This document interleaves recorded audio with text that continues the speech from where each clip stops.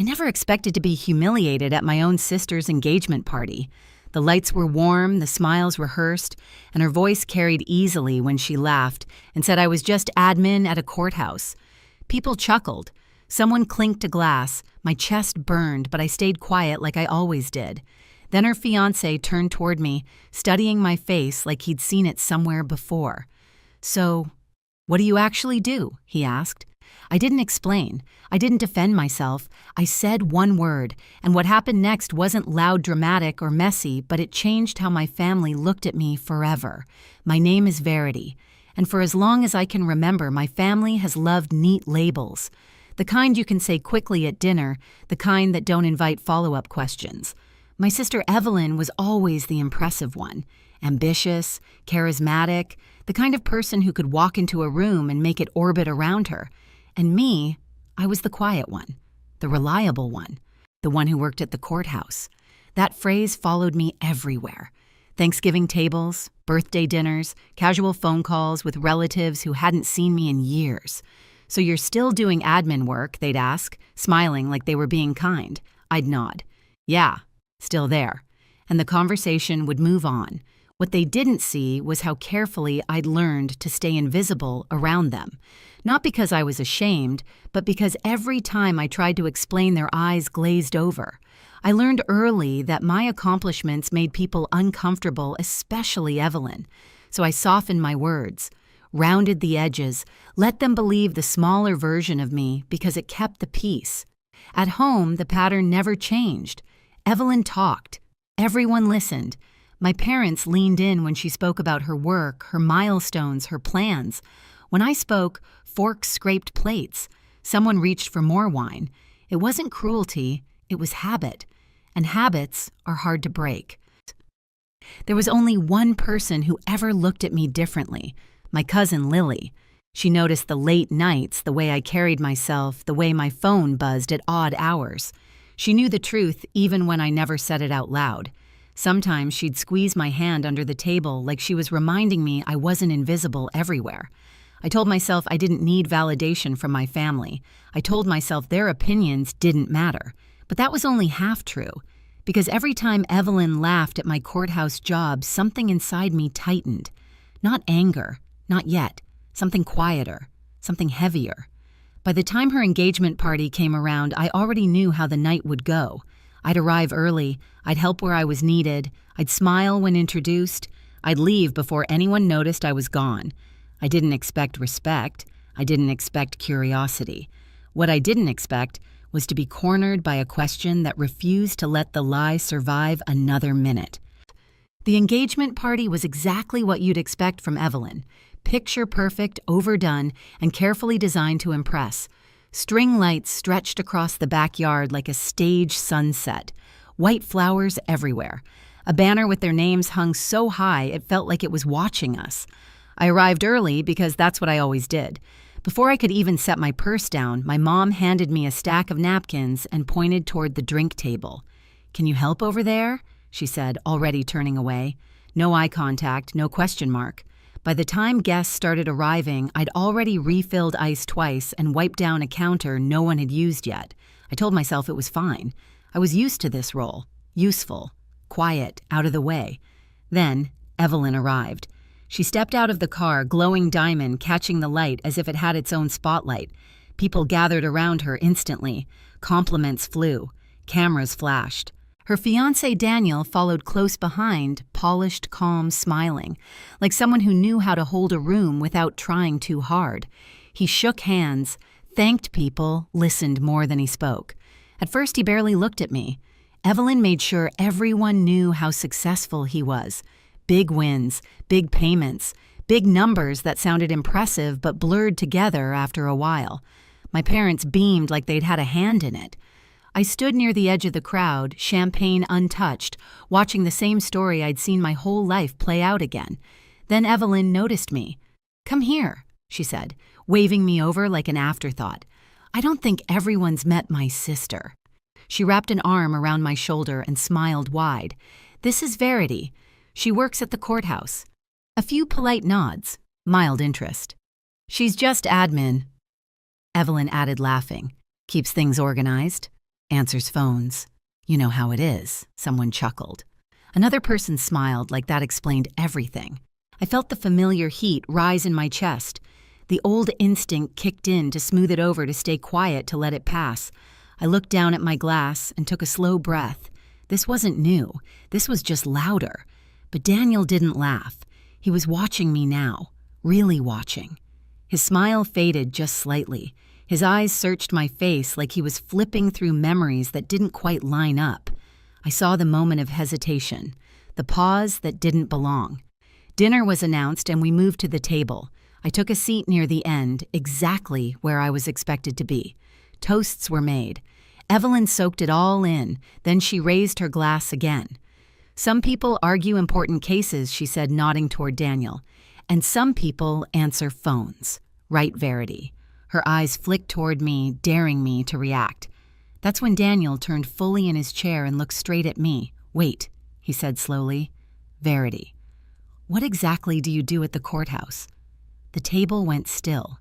Every eye shifted in my direction, and suddenly there was nowhere left for the lie to hide. For a moment, no one spoke. Not because they were being polite, but because the question didn't fit the script. It hung there awkward and exposed like a wire pulled loose from the wall. I felt every pair of eyes on me, felt the weight of years pressing into my shoulders. I didn't answer right away. I looked down at my hands resting on the table. One thumb traced the rim of my glass. The wood beneath my fingers was cool, solid, real. I could hear the low hum of the outdoor lights, the faint clatter of dishes from the kitchen. Life continuing even as something quietly cracked open. In that pause, 1,000 small moments rushed in. Every holiday where I'd been asked to help set up. Every dinner where my work was summarized into a single word that made people comfortable.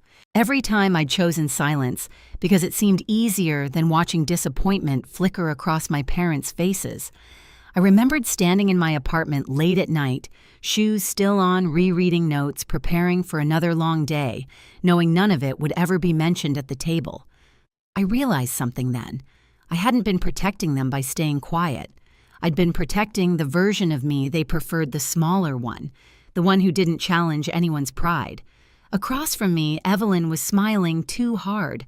Her jaw was tight, eyes sharp, like she could sense the shift even if she didn't understand it yet. My mother stared at her plate. My father reached for his glass and stopped halfway, unsure.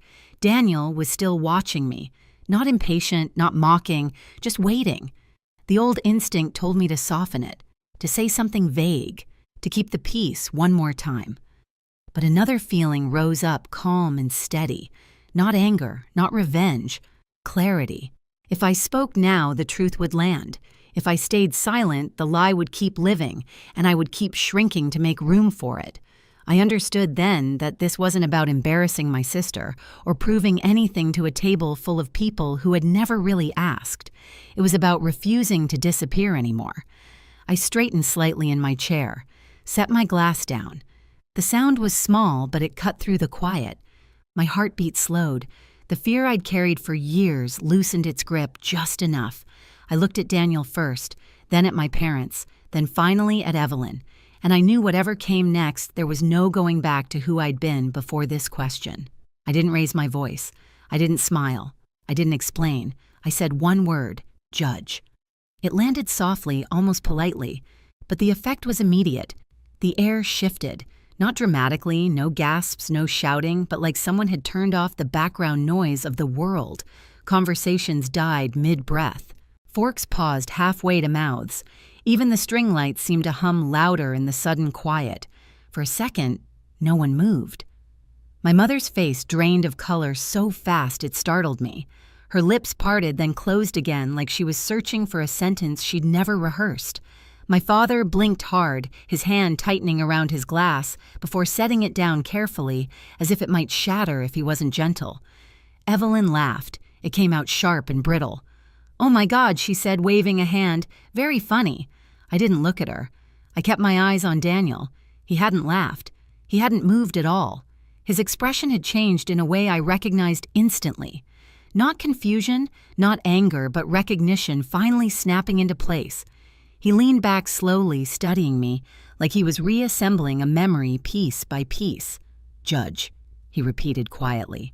Then his eyes widened just a fraction. "Verity, Cole," he said. "The courthouse downtown." No one breathed. "You presided over my case last year," he went on. "The one with the corporate dispute. I stood in front of you. More than once." The silence deepened heavy and undeniable now. Evelyn's smile froze. "What are you talking about?" she snapped, turning toward him. "She works admin. She answers phones. You've met her like twice."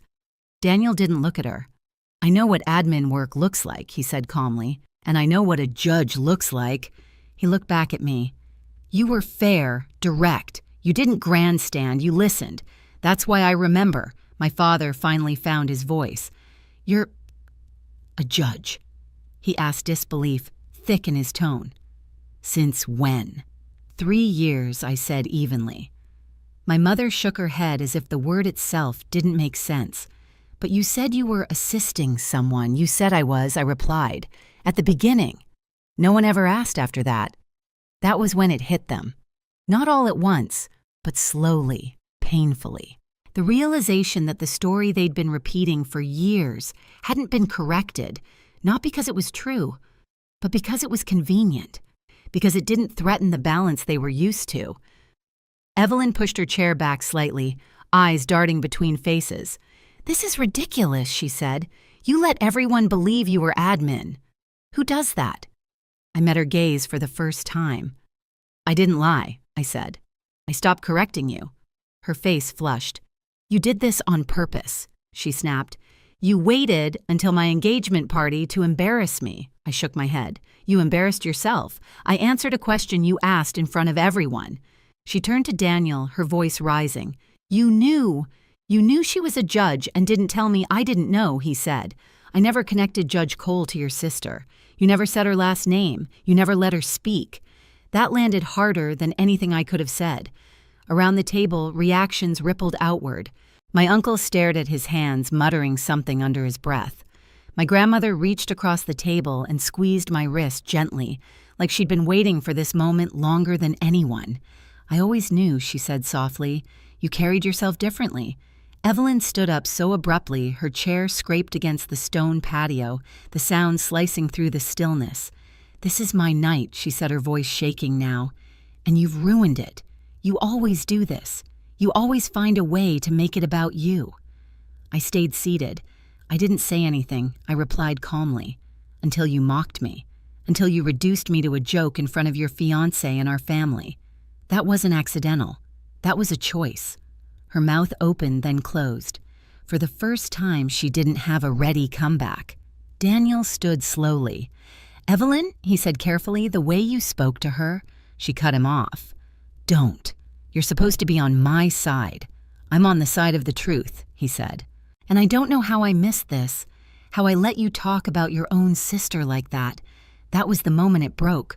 Not loudly, not explosively, but completely." Evelyn looked around the table and realized the orbit had shifted. The attention she'd always commanded wasn't hers anymore. No one was laughing.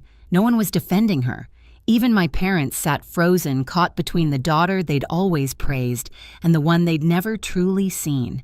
"This is unbelievable," she whispered. "You think you're better than me now?" I shook my head. "No. I think I finally stopped pretending to be less." She stared at me for a long second, something raw and frightened flickering behind her anger. Then she turned and walked inside, heels striking the floor like punctuation marks at the end of a sentence. Daniel hesitated, looked at me. There was conflict in his eyes, but also respect. "I need to talk to her," he said quietly. I nodded. After they left, the table stayed silent. Champagne went warm. Plates sat untouched. My mother finally reached for my hand. "Why didn't you tell us?" she asked, her voice small. I didn't pull away, because every time I tried to be seen, I said, "You looked away." No one argued with that. And in that stillness, I felt something unfamiliar settle in my chest.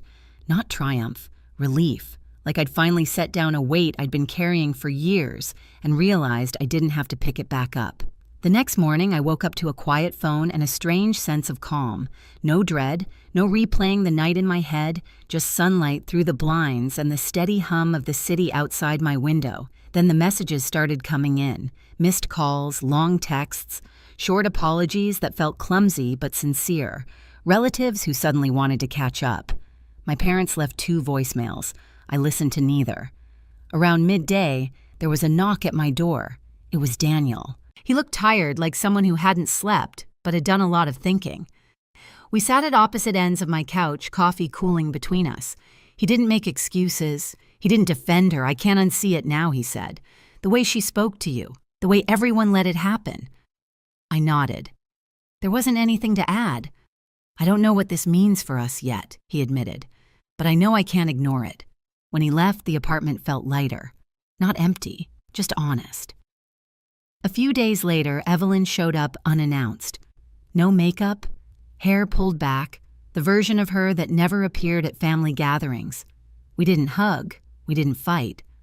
"I was scared," she said finally, "of being ordinary, of being second." I believed her. "I'm not here to compete," I told her. I never was. She nodded slowly, like she was hearing that for the first time.